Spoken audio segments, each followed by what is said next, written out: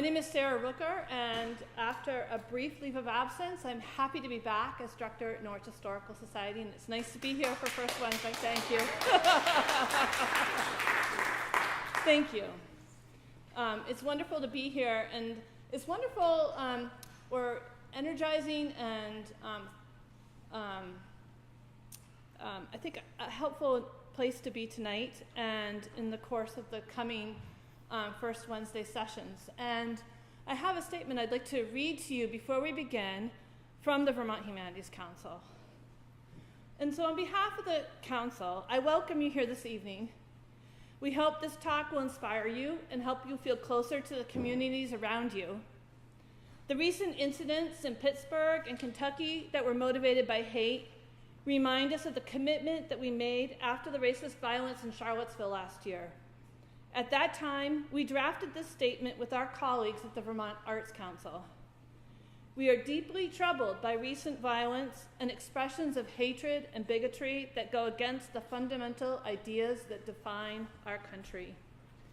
We know that the arts and humanities have the power to create and nurture empathy, promote thoughtful reflection, heal and advance understanding, even among people whose lives are vastly different from our own. The staff and boards of the Vermont Arts Council and Vermont Humanities Council rededicate themselves to the vital work of promoting inclusion, tolerance, and understanding, and building creative, healthy, welcoming communities for all. With that commitment in mind, you will see that the programming in 2018-2019 First Wednesdays specifically calls for reflection and action to end hate and promote inclusion. Tonight in Essex Junction, Nicholas Ma will discuss the documentary film Won't You Be My Neighbor. It focuses on the life and work of Fred Rogers, whose iconic children's show was filmed in Pittsburgh. In fact, Mr. Rogers lived in Squirrel Hill, the site of last week's horrific attack on the Tree of Life synagogue. People of all races, classes, and creeds were inspired by Fred Rogers' kindness, compassion, and empathy. Like him, we hope that our work will help build understanding and turn strangers into neighbors. That many Americans continue to experience hate and bias, and that such violence appears to be escalating is deeply troubling and calls us to action. Please join with us to reject this violence and to work for a kinder and more thoughtful world. And thank you for being part of the conversation. In memory of all victims of hate violence, but especially those who lost in these past few weeks, we say with our Jewish brothers and sisters, may their memory be for a blessing. Amen.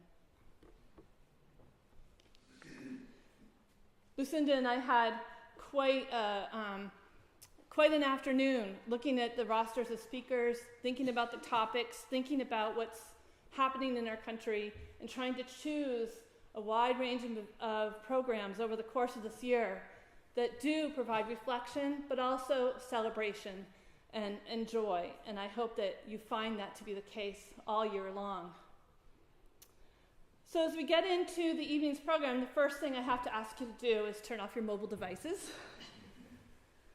First Wednesdays is a program of the Vermont Humanities Council and is co-hosted by the Norwich Historical Society and the Norwich Public Library.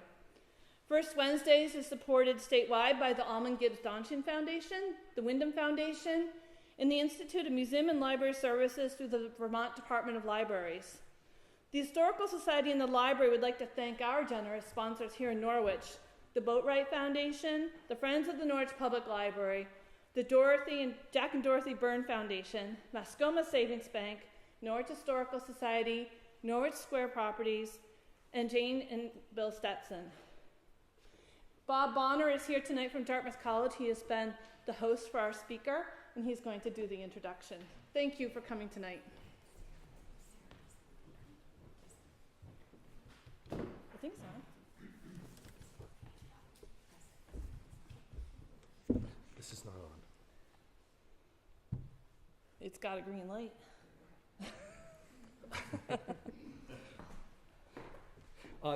My name is Bob Bonner. I am the host of tonight's speaker and also the chair of the Dartmouth History Department. Dartmouth History Department has always been a site of great teaching, research, But also a third component of our mission involves advocacy of historical understanding as a public good. That's certainly why we take great pleasure in all of the work that is done by organizations like the Vermont Humanities Council. I'd like to introduce Professor Manisha Sinha, an old friend at this point. She is someone who is well known across the profession, having started her career as a student of the Deep South. She's originally from India. She earned her PhD at Columbia University, working with Professor Heyrick. Her first book was a study of sort of the bad guys, I suppose you'd say, entitled The Counter-Revolution of Slavery, Politics and Ideology in Antebellum South Carolina. That was very widely regarded among Southern historians like myself. We share that interest. I myself is a historian of the American Civil War and the sectional crisis, so that's particularly gratifying to host her this evening. More recently, she has written a really wonderful book that will be for sale after her talk. This is entitled The Slave's Cause, A History of Abolition. This was longlisted for the National Book Award and received many of the top prizes in the historical profession. It's a wonderfully panoramic overview of the struggle against slavery, just a sliver of which we will be hearing tonight as she introduces the topic of the Antislavery Press and the coming of the American Civil War. Professor Sinha is also, besides her work at the University of Massachusetts as a teacher, scholar, and mentor, and now at the University of Connecticut holding the Draper Chair in American History. She's also the kind of outward-facing public scholar that has been featured in venues such as The Daily Show by Jon Stewart, a consultant on the PBS series The Abolitionists, which I very strongly recommend as a great introduction and overview. She was a leading spirit behind that production through public TV. You came here more to hear her than to hear about her. So without further ado, let me introduce you to Professor Manisha Sinha and have you join me in a warm welcome to her.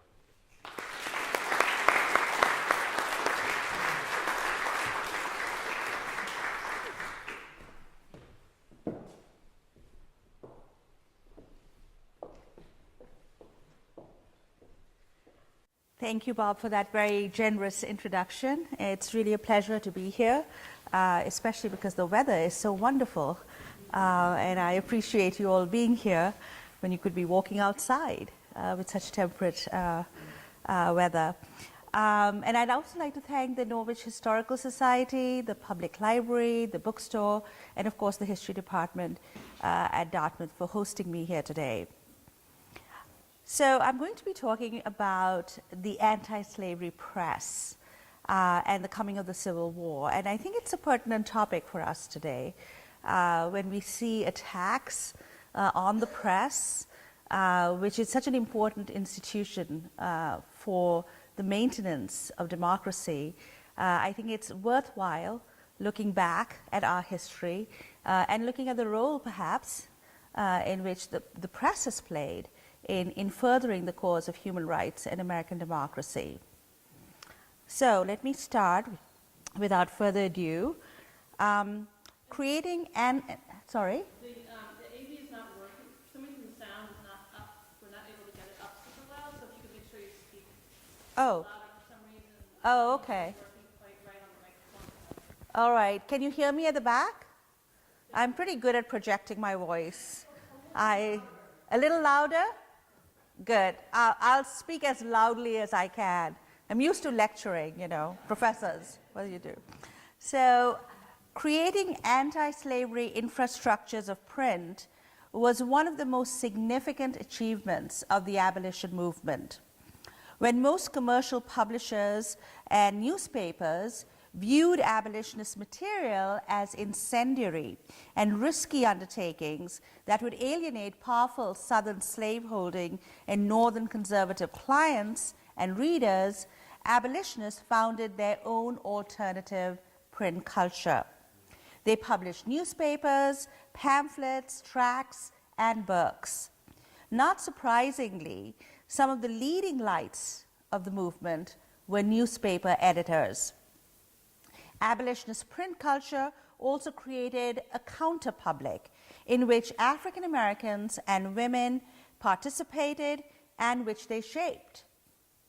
These alternative networks of print harnessed as well as expanded the boundaries of anti-slavery, forming a powerful tool in the abolitionist arsenal for the conversion of the hearts and minds of their readers on the slavery question, or what we would call today anti-slavery public opinion.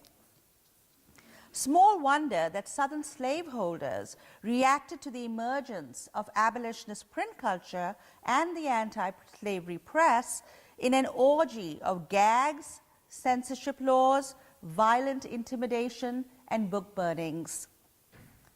Now, in the first wave of revolutionary abolition, reform-minded men like Benjamin Franklin, needs no introduction, a printer by trade, published some of the first abolitionist literature, such as the Quaker abolitionist Benjamin Lay, who's here on your right, his Philippic, All Slave Keepers That Keep the Innocent in Bondage Apostate, in 1737. Samuel Kemmer, a radical printer who mentored Franklin, and John Stephen Benezet, father of the great Quaker abolitionist Anthony Benezet, supported such ventures, as well as the earliest black schools founded in Philadelphia.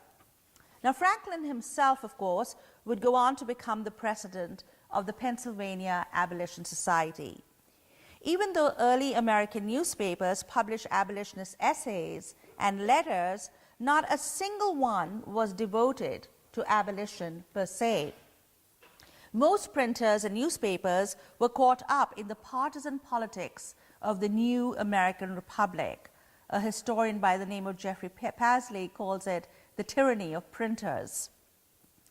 Now, abolitionists built their own transnational publishing networks, especially through the Society of Friends, what David Bryan Davis calls the Quaker International.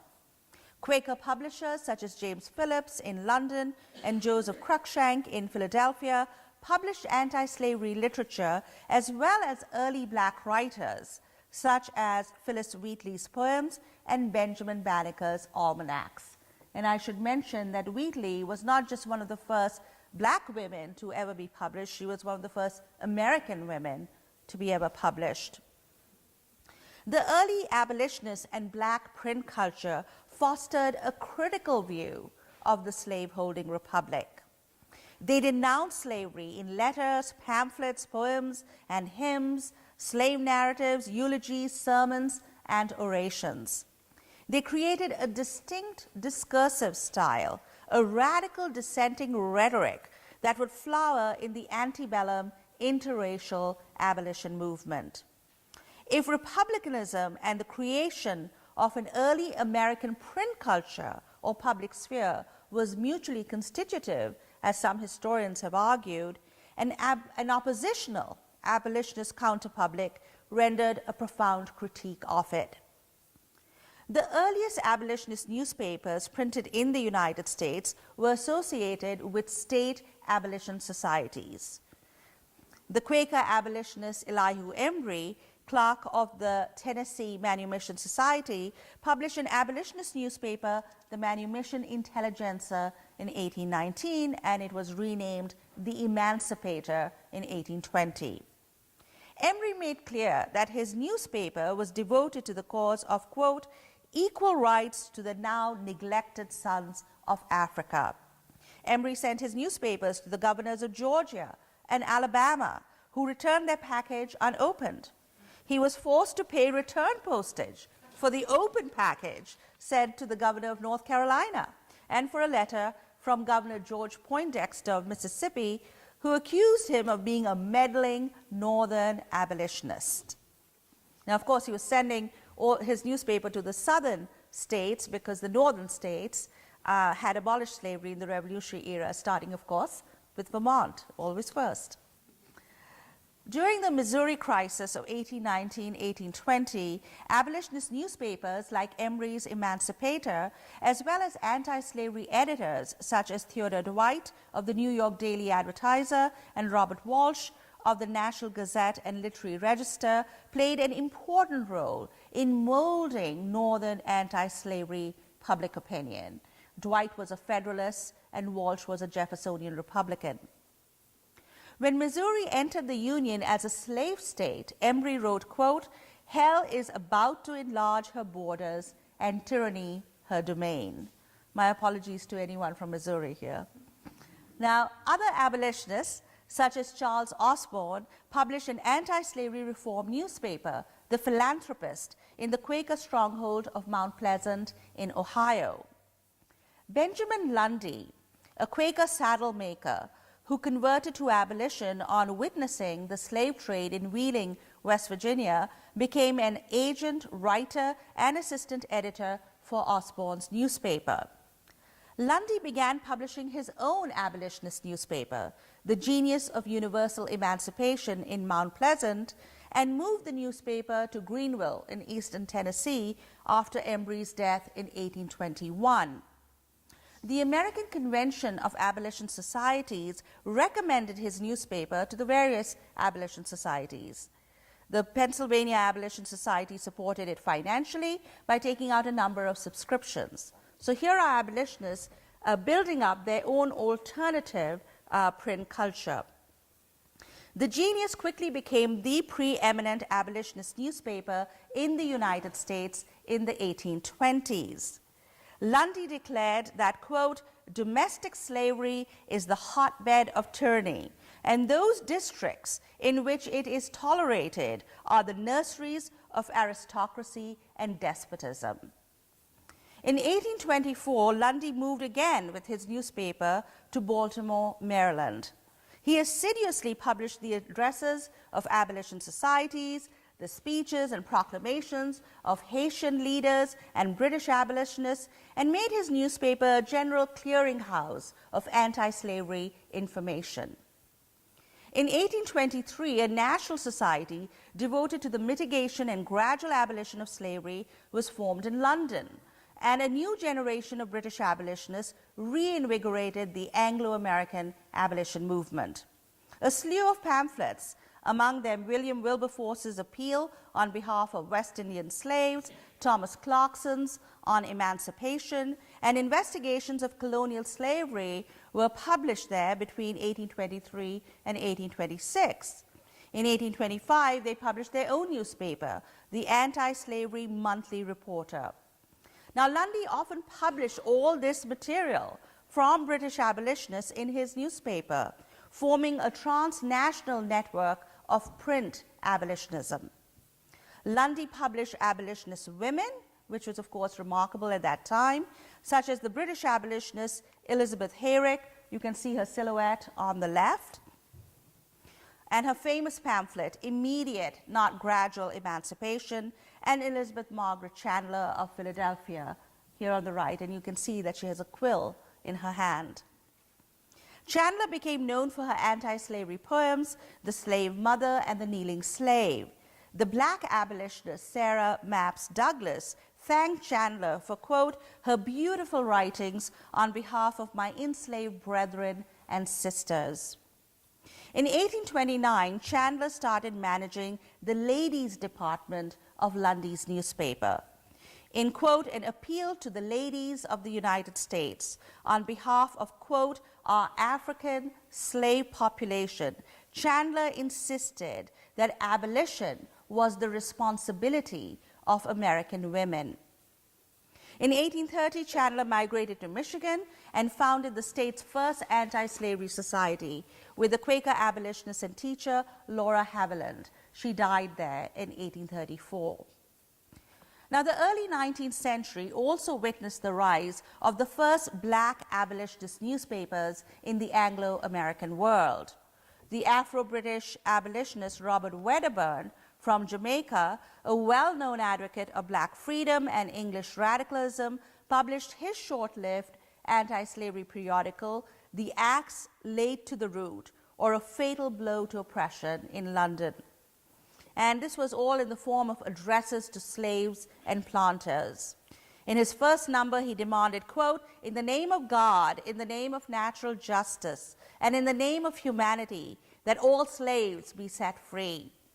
He called on slaves to withhold their labor from their masters, but for an hour by organizing what can only be called a sleep-in. He told them just to sleep in the morning rather than go to the fields. Wedderburn connected the sufferings of the landless English poor with the oppression of slaves and signed himself as, quote, "a West Indian, a lover of liberty."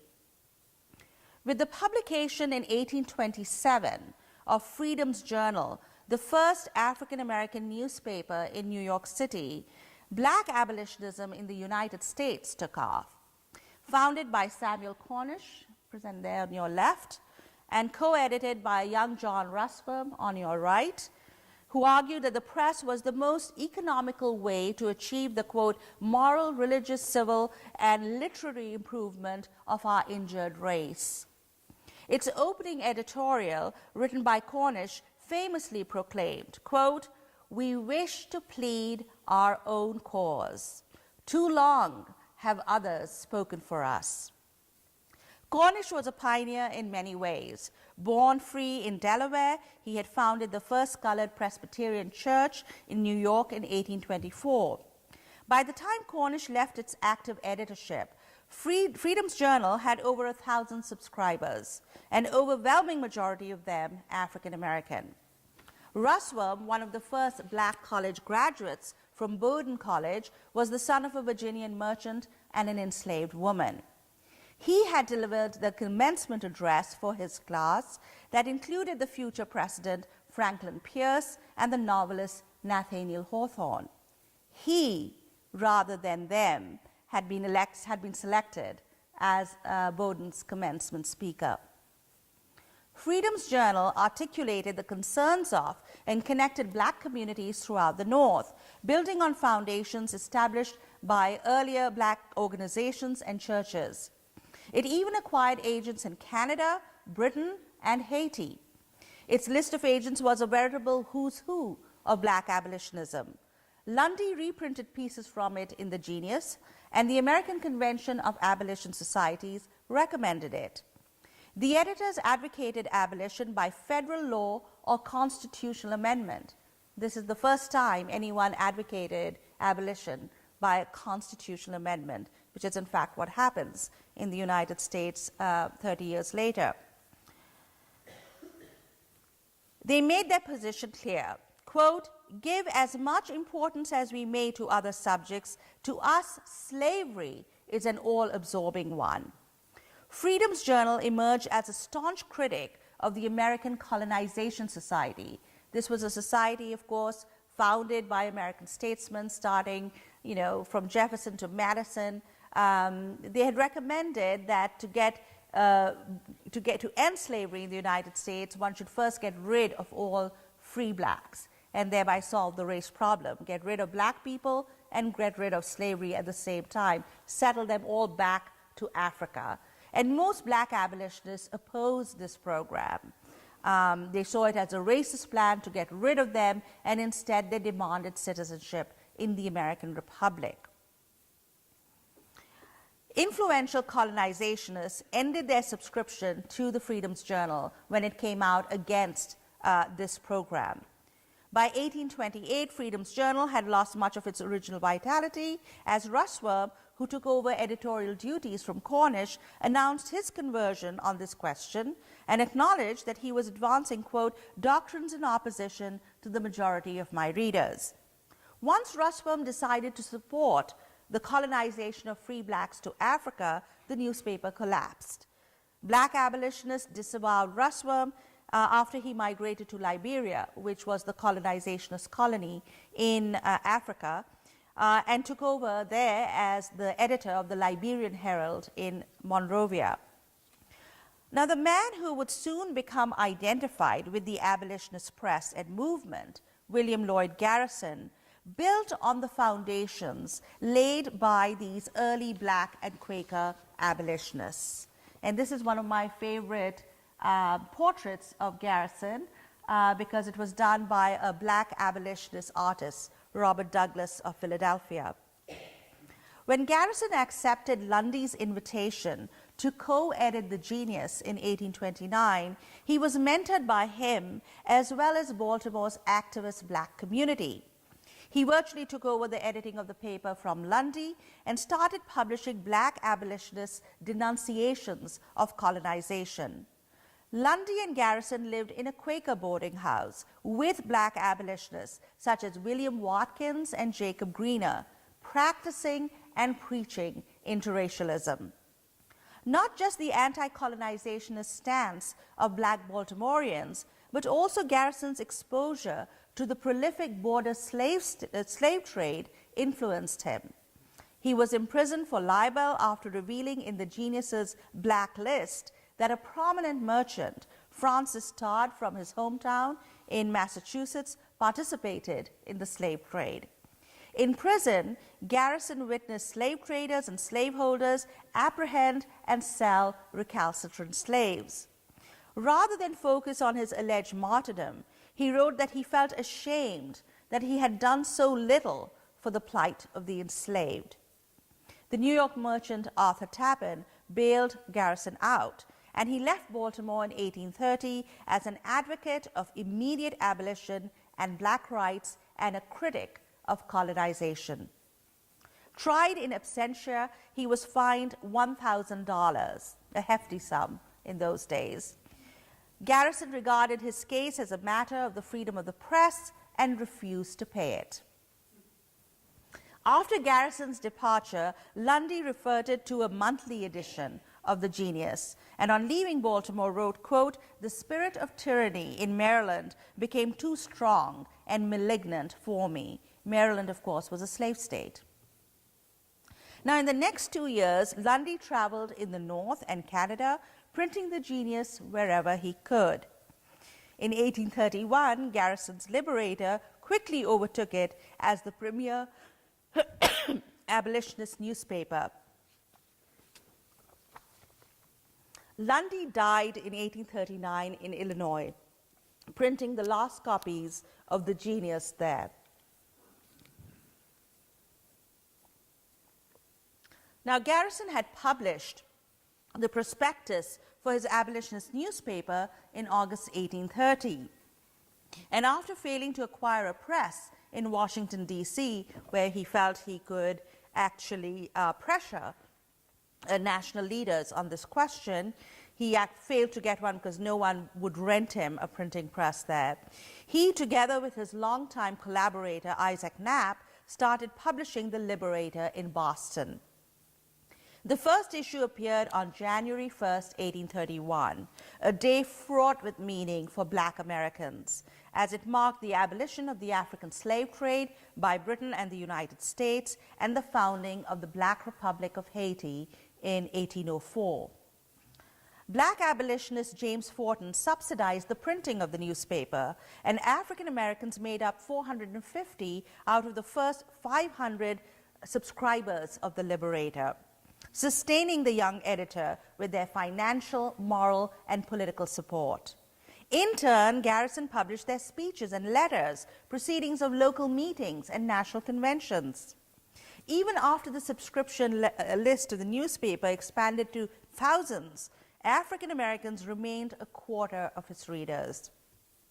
The paper, Garrison explained, did not belong to whites. Quote, "They do not sustain it, but emphatically to the people of color, it is their organ." The Liberator, Forten wrote, revived, quote, "our drooping hopes." Black abolitionists became the Liberator's first agents. In those days, newspapers were sold by agents, and they had agents in different cities, sometimes different countries, selling the papers. So these were the first agents of the Liberator: Watkins and Greener in Baltimore, Cornish and Philip Bell in New York, John Bashan in Pittsburgh, and Joseph Cassie, a Haitian immigrant, in Philadelphia. Austin Stewart, the editor of the defunct African Sentinel in Albany, was also an agent. The agents Abraham Shadd in Delaware, John Remond in Salem, Massachusetts, and Jehiel Beeman in Middletown, Connecticut, headed distinguished black abolitionist families. Local black leaders such as Henry Ogden in New Jersey, James Ellis, George Willis, Alfred Niger in Providence, Rhode Island, were also agents of the Liberator. Black immigrants, including William Bowler in Port-au-Prince, Haiti, and Austin Stewart in Wilberforce, Canada, spread the word about the paper among blacks in emancipated spaces, many of them fugitive slaves from the United States South. Garrison's first apprentice was an African American, the son and namesake of the black abolitionist Thomas Paul. His practice of hiring black apprentices would continue for much of his lifetime. Now, Garrison adopted not just the black abolitionist program of anti-colonization and citizenship, but also its style and rhetoric. He told African Americans that, quote, your rights and the defense of your character will be the leading object of the paper, observing that they had been, quote, struggling against wind and tide. In his letters to blacks, he signed off as their unflinching and untiring advocate. Garrison was initially mistaken for a black man. When he met and astonished Sir Thomas Fowell Buxton a year later in England, he received this misconception as the best compliment of his work. The impact of black abolitionism on Garrison can also be gauged by his reaction to David Walker and Nat Turner. David Walker actually wrote a militant pamphlet called An Appeal to the Colored Citizens of the World in 1829. While he wrote he deprecated violence, Garrison defended both men. Walker's widow, because Walker died in 1830, soon after he published his pamphlet, many people suspected foul play, but he died of natural causes. Walker's widow gave their son the middle name Garrison. Garrison was a pacifist, but remarking on Turner's rebellion and its brutal aftermath, he wrote, quote, a dastardly triumph, well becoming a nation of oppressors. Southerners who demanded Garrison's arrest and the shutting down of the Liberator and Northern newspapers, conservatives and colonizationists viewed his words as provoking slave rebellion. The state of Georgia put a price of $5,000 on his head. Garrison became used to receiving death threats and even published some. Now the press is getting death threats again. Boston's mayor, Harrison Gray Otis, sent a sheriff to intimidate him and dismissed the newspaper as one read mainly by black people. Now, the rise of Garrisonian abolition reinvigorated black activism. African Americans throughout the North held meetings, passed resolutions, and made speeches endorsing the Liberator and condemning colonization.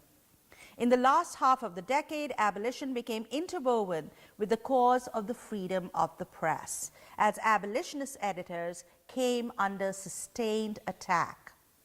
Anti-abolitionist mobs disrupted the annual meeting of the Ohio Anti-Slavery Society and the founding of the Philanthropist by James Birney, a slave-holding convert to abolition. By this time, new anti-slavery societies had emerged with the founding of the American Anti-Slavery Society in 1833 by Garrison and the Tappans, and each state developed its own anti-slavery societies. In 1836, a mob led by Cincinnati's mayor destroyed Birney's press and descended on his home, where his son William kept them at bay. Birney and the Ohio Anti-Slavery Society, which adopted the Philanthropist as its official organ, charged merchants and bankers with Southern business connections and native Kentuckians for the violence. When a law and order group of artisans, including Charles Hammond, the editor of the Cincinnati Gazette, called a meeting to protest the violence, the meeting was hijacked by the very forces that led the mobs, who had the gall to blame abolitionists for the violence. In a letter of sympathy, the executive committee of the New York Anti-Slavery Society argued that slavery could last only, quote, on the ruins of a free press. Slaveholders and their northern, quote, aristocratic brethren wanted to crucify the freedom of the free in order to secure the slavery of the slave. William Channing from Boston wrote to Birney that they were, quote, sufferers for the liberty of thought, speech, and the press. The Philanthropist resumed publication and, in fact, increased its subscription. Abolitionist literature thrown by the mob apparently had made converts of passers-by. Now, despite a concerted campaign to blame the victim, anti-abolition violence generated support for the movement in the North. The most notorious incident in this period was, of course, the murder of Elijah Lovejoy, an abolitionist editor in Alton, Illinois, in 1837. Lovejoy was born in Maine. His mother was a Garrisonian, and his brother Joseph, an agent for the Liberator. In 1834, Lovejoy began publishing an evangelical anti-slavery newspaper, The Observer, in St. Louis, Missouri. He condemned the lynching of a black man, Floyd McIntosh, who was burned alive over a slow fire. Lovejoy had come across his dismembered body. The appropriately named Judge Luke Lawless did not indict his murderers. Lovejoy criticized the judge, leading a mob to destroy his printing materials. Lovejoy relocated to Alton, Illinois, a free state, where a mob led by some Missourians destroyed his press as soon as it arrived on the docks. City leaders condemned the action, but once Lovejoy founded an anti-slavery society, they turned against him. His articles criticizing speculation by the wealthy during the Panic of 1837 and threats by Missourians to cut off business ties did not help.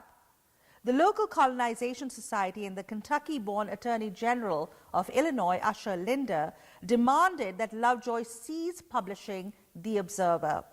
The controversy led to the formation of the Illinois Anti-Slavery Society, but mobs repeatedly destroyed Lovejoy's press. Edward Beecher, the anti-slavery president of Illinois College, asserted that this was all a matter of the freedom of the press and that the state should protect it. Lovejoy and his supporters resisted when a mob attacked his press for the fourth time. An exchange of fire led to the death of Lovejoy, who was riddled with 5 bullets, as well as one person in the crowd was killed too. Linder made sure no person was prosecuted for Lovejoy's murder. Abolitionists would not commemorate the death of one of their own in a similar manner until the execution of John Brown. Lovejoy's murder linked the cause of civil liberties, the freedom of the press and speech, with the movement to abolish slavery, and made influential converts throughout the North. The abolitionist press pioneered, in fact, in developing the modern concept of human rights. From 1835 to 1839, the American Anti-Slavery Society published a monthly journal entitled Human Rights, the first time the term was used extensively. Slavery, it announced in its opening issue, is, quote, the greatest possible violation of human rights. Garrison printed an occasional column in his newspaper under the new moniker. Differences between Garrisonian and evangelical abolitionists could be encapsulated in the competing mottos of their newspapers, the Liberator, and the official organ of the American Anti-Slavery Society, the Emancipator, edited by Reverend Joshua Leavitt. The former was inspired by Thomas Paine, Our country is the world, our countrymen are mankind, to which Garrison added universal emancipation. And the latter's was the biblical proclaim liberty to the captive.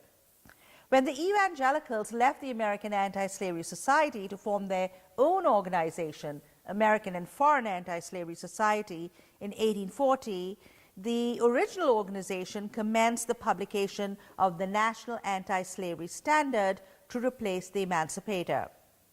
And the rival organization of the evangelicals briefly published the American and Foreign Anti-Slavery Reporter, like the British newspaper, and tracts mostly written by the Tappans. Now, while the abolitionist press proliferated in the North, what one historian has called the freedom of thought struggle led to the effective suppression of any discussion or activity that threatened slavery in the South. Anti-abolition meetings led by slaveholding politicians called for the arrest of abolitionists and the destruction of their publications. Southern legislatures passed resolutions demanding that northern states exact legal punishments for the publication and distribution of abolitionist newspapers and pamphlets. Most southern states already had such laws in the books. After 1835, they became more draconian, stipulating death for those guilty of circulating anti-slavery literature or even publicly challenging the legitimacy of slaveholding. While northern states did not pass similar laws, abolitionists had to put up a strong fight against censorship proposals. In the Massachusetts General Court, they successfully linked abolition to the question of representative government. Garrison argued that if abolitionist newspapers were censored, then, quote, the nation itself will be in bondage. Abolitionist print culture, reflecting the diversity of the movement, also facilitated the rise of women and black editors and newspapers. The Liberty Bell, published as a fundraiser, was expertly edited by Maria Weston Chapman in Boston. She is on your left. This lucrative magazine showcased the feminist and internationalist nature of Garrisonian abolition, containing articles by Harriet Martineau and Lady Byron's appeal for black equality. Chapman published articles by Irish abolitionists and an article on the Hibernian Anti-Slavery Society in Ireland. She also published leading members of the Boston Female Anti-Slavery Society, like Lydia Maria Child, pictured on your right, and again you can see she's there with a book. They always pose with a pen or a book, signifying actually their calling. She was a writer and of course was one of the most well-known abolitionist women. Known for her iconoclastic novels, her popular advice book for housewives, you may have heard of it, The Frugal Housewife, and her expert editorship of the first children's magazine, the Juvenile Miscellany, Child published The Oasis, an annual gift book containing abolitionist writings. Chapman modeled the Liberty Bell after it. Child eventually became the first female editor of an abolitionist newspaper. She became the editor of the National Anti-Slavery Standard. The Philadelphia Quaker Benjamin Jones and his wife Elizabeth Hitchcock Jones jointly edited the Anti-Slavery Bugle in Ohio. Female anti-slavery societies also sold subscriptions to abolitionist newspapers. Now, the emergence of women editors was spurred by the abolitionists and the 19th century women's movement that emerged from it. By 1840, Margaret Fuller had become the editor of the Transcendentalist The Dial, an avant-garde intellectual journal. Besides Sarah Josepha Hale, the longtime editor of Ladies Magazine and Godey's Ladies Book, who was a colonizationist and a conservative on women's rights, Fuller and abolitionists such as Chapman and Child and Mary Grew of the Philadelphia Female Anti-Slavery Society and shortly the editor of the Pennsylvania Freeman were the first female editors in the nation. Though not an abolitionist, Fuller admired Child and the Liberator, which she said was the only original American newspaper. In The Dial, Fuller published fellow Transcendentalists and her own pieces, one of which, The Great Lawsuit, Man versus Men, Woman versus Woman, advocating gender equality, led, of course, to her path-breaking feminist text, Woman in the 19th Century, published in 1845. Now, as a critic for the New York Tribune, Fuller moved closer to abolitionist and labor concerns. Her many reviews praising abolitionist writings, particularly Frederick Douglass's narrative. It was one of the first positive reviews of Douglass's narrative, popularized such literature for broader audiences. Anti-slavery women's rights advocates, Clarina Nichols, I thought I should mention her because she was from Vermont. She's there on the left, whose eloquent editorials helped secure the passage of the Married Women's Property Act in Vermont in 1847, took over the editorship of the Windham County Democrat when her husband, who was the publisher and the editor, fell ill. Nichols, of course, went on to Kansas, where she got involved in the Underground Railroad and became a famous suffragist.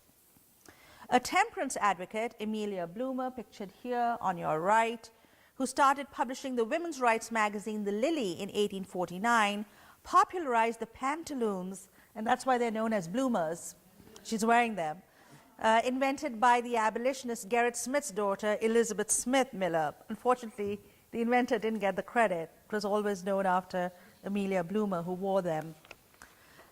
In the 1850s, abolitionist Mary Ann Shadd Cary became the first black woman editor of the Provincial Freeman in Canada.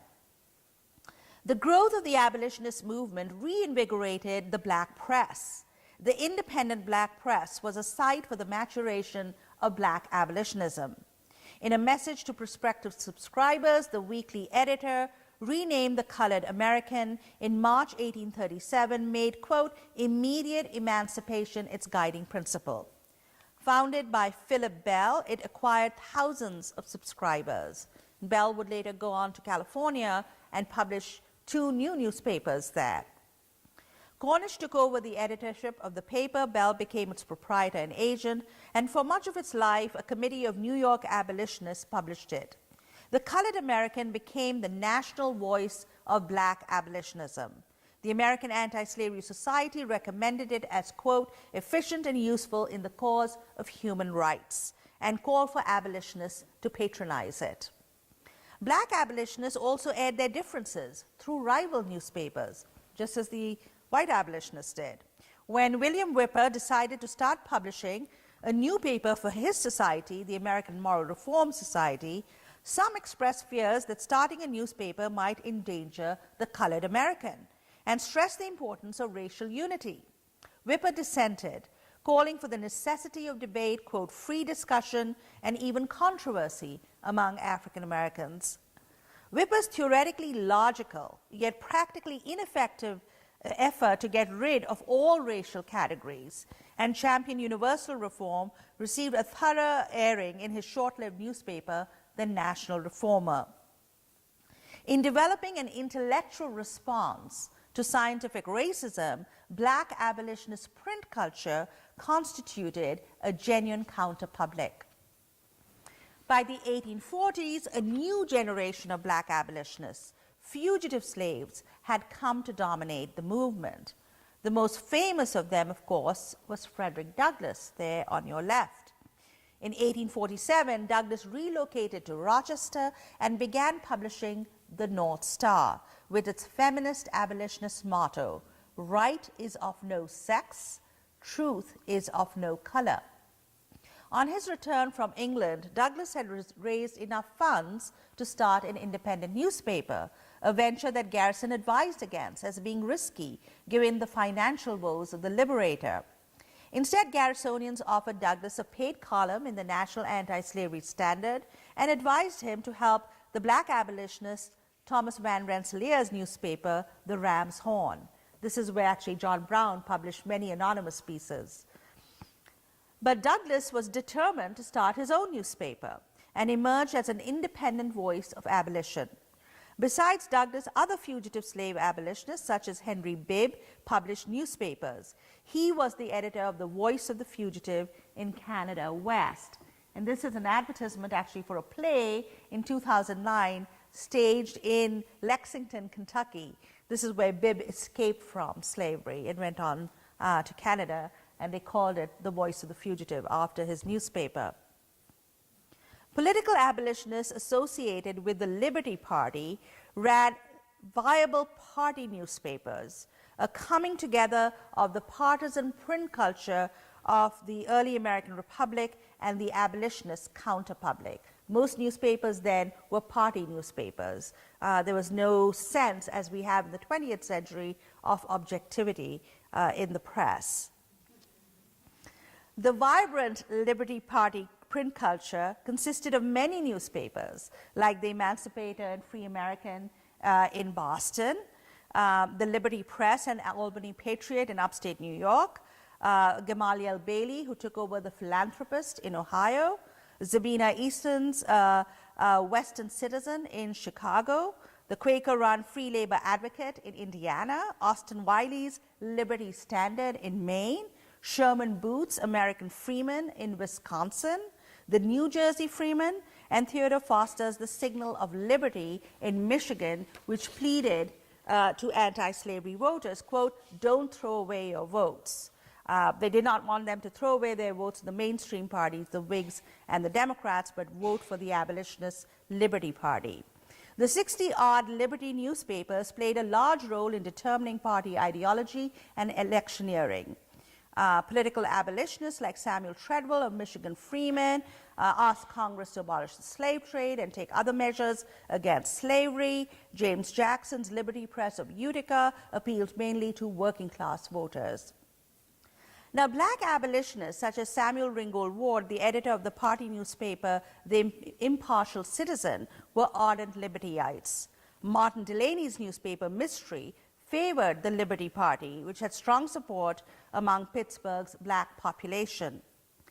Douglas's North Star received a much-needed infusion of funds from political abolitionist Gerrit Smith and acquired the subscription list of the Liberty Party paper, with which it merged and Ward's Impartial Citizen. It actually saved Douglas's newspaper to get that subscription.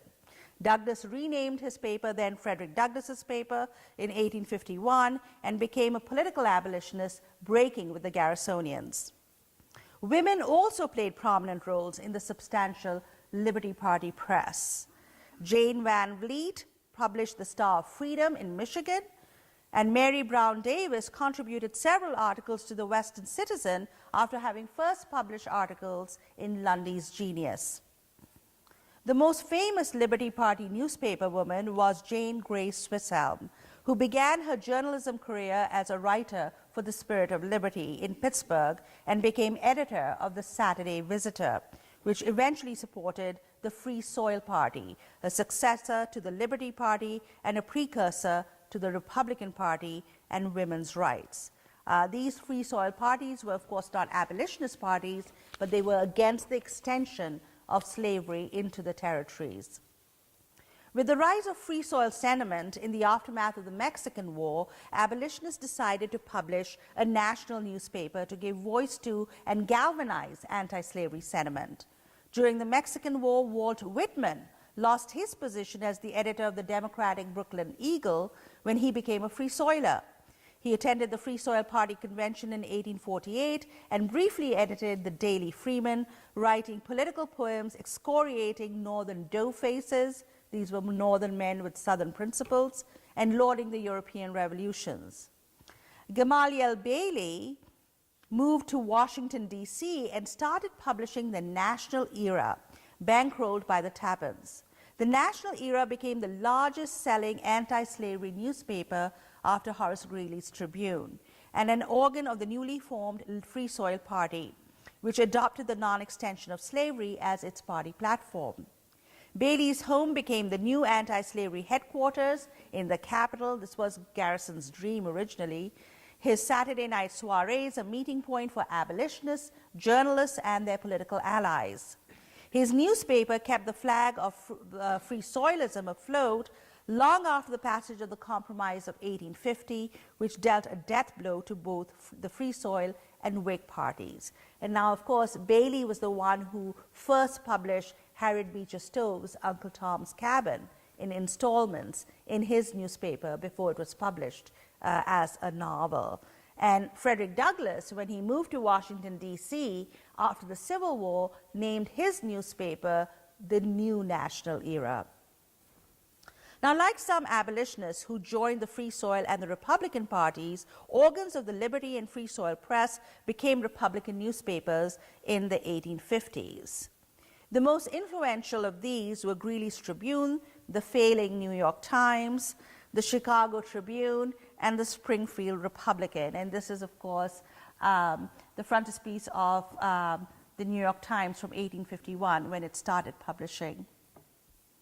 These were partisan newspapers, as was mostly the case in the 19th century.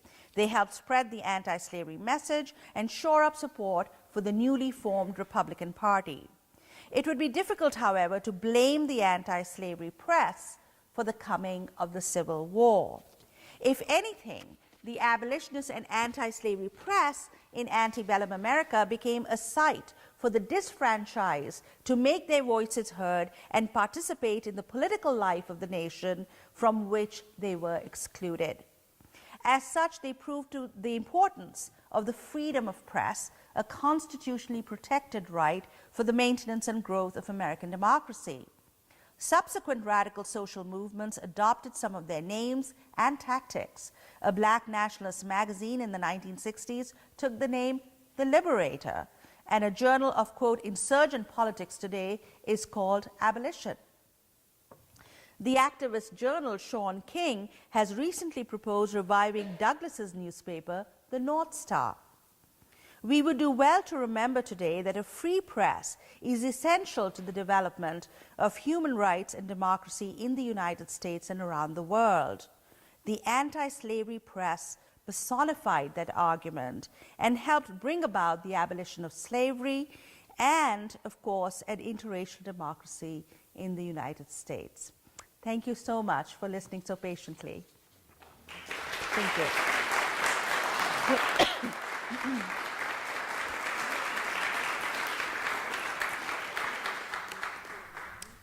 I would be happy to answer questions, comments, criticisms. Yes? What influence, if any, did the anti-slavery press have in the development and passage of personal liberty laws? That's a good question, because I think the first thing they do is basically protect themselves from censorship. Because there are serious censorship proposals that are put forth by the Democrats in New York and Massachusetts, and they start raising the question of civil liberties. So there are two or three important concepts, I think, that comes from abolitionist thinking. Civil liberties, human rights, their opposition to the fugitive slave law. So it was not as if they got any laws passed immediately at that time period.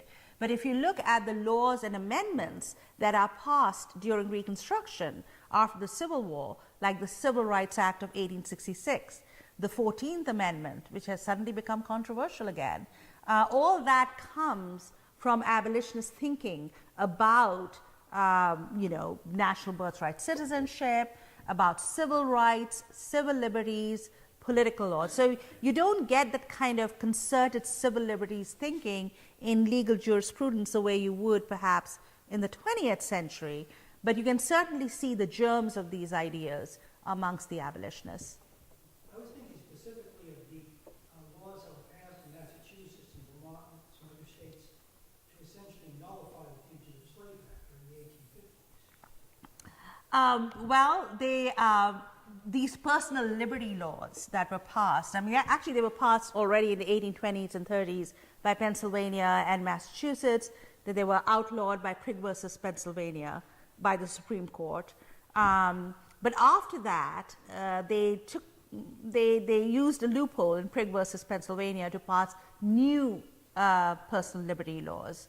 So they didn't really pass any laws that directly nullified the federal law, but they made use of the legal loopholes, saying that you cannot use state institutions or state law enforcement officials to implement the law, because Prigg versus Pennsylvania said it's a federal responsibility. And after the passage of the federal fugitive slave law, what they do is they fight the law both through legal means and through grassroots activism. So you have these, and it's all in my book. Not that I want to sell any of it, but anyway, so there are all these cases against the fugitive slave law where they use, ancient English common law protections, habeas corpus, etc., to actually prevent its working in these states. But then there's also grassroots activism with abolitionists, charging into courts, rescuing fugitives, etc. There's a lot of confrontation there. But there is this concept that they develop of the higher law, right?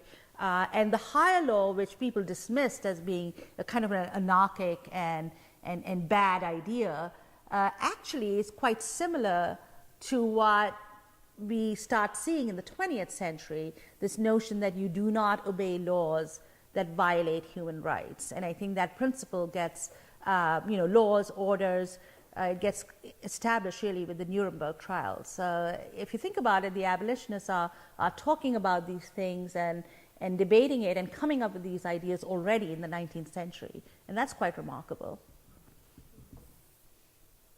Yes? Can you speak a little bit more about pollination societies and sort of how anti-slavery societies and the Antislavery Press maybe work together? I was just surprised to learn recently that Vermont actually had a robust pollination society in pre-Civil War, and Yeah. up to 600 Union-free Black Americans were sort of sent abroad to that area. And so Yeah. I'm also thinking about contradictions.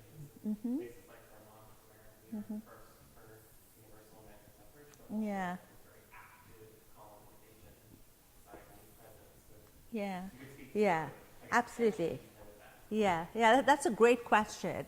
And even though Vermont is the first state to abolish slavery in its constitution in 1775, it really takes African Americans suing for their freedom to implement that, right? Because people were still being held and enslaved.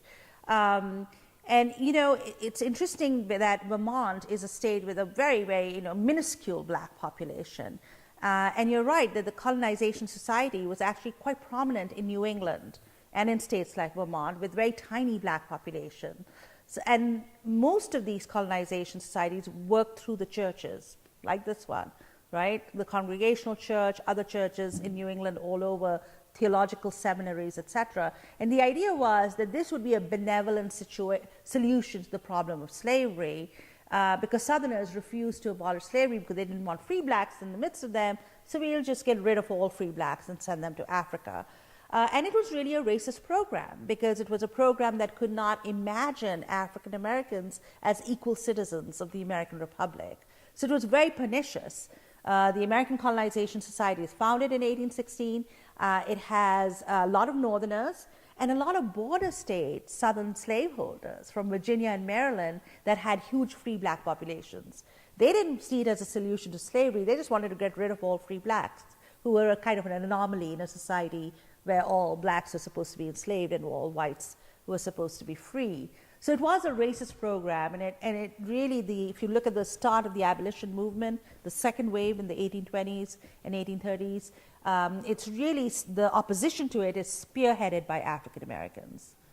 They insist that they will not leave a country that they have watered with their blood and tears and for generations, and that they have as much right to citizenship. And they start using terms that we are talking about today, birthright citizenship.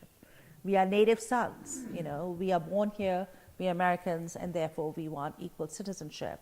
So colonization is a very, there were some people with anti-slavery feeling who just joined the colonization society thinking, oh, this is a solution to slavery. But it was an anti-slavery program that was racialist in its outlook because they did not want black people living amongst them. And I actually studied a number of Vermont clergymen who were prominent in the colonization society and the whole debate between colonizationists and abolitionists, and that's also in the book. Yes? Andy Delbanco was on Fresh Air yesterday. He must Yeah. have a new book.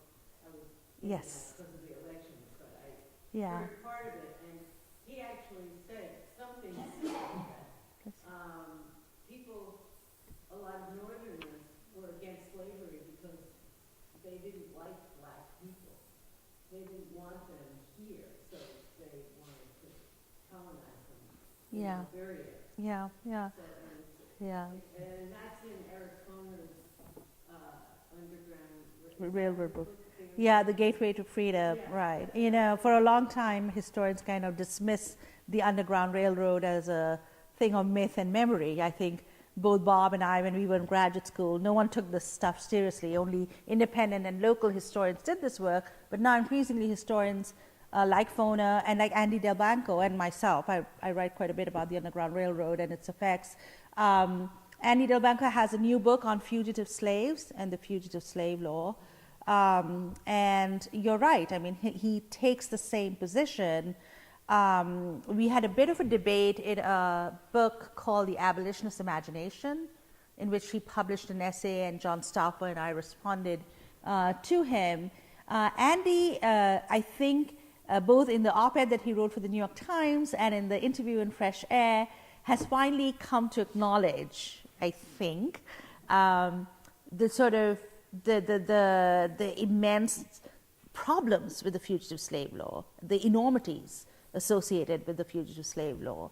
And I just read his book, but it kind of ends with a position that I feel that I somewhat, let's say I have a different take on it. He feels that the question of slavery could have been compromised, beginning with the Compromise of 1850 and going down. And I really think it was by the eve of the Civil War, this was a problem that no compromise was possible. And when they tended to compromise, it came at the expense of black rights, like the Compromise of 1850 that had this draconian fugitive slave law. In terms of, I think that position describes the views of anti-slavery colonizationists in the North quite well. But I think the abolitionists actually do manage to oppose the colonization society and shift the pendulum of politics to the left in the North. And you can see this actually quite well, how they go from this radical minority to a kind of a more mainstream anti-slavery position.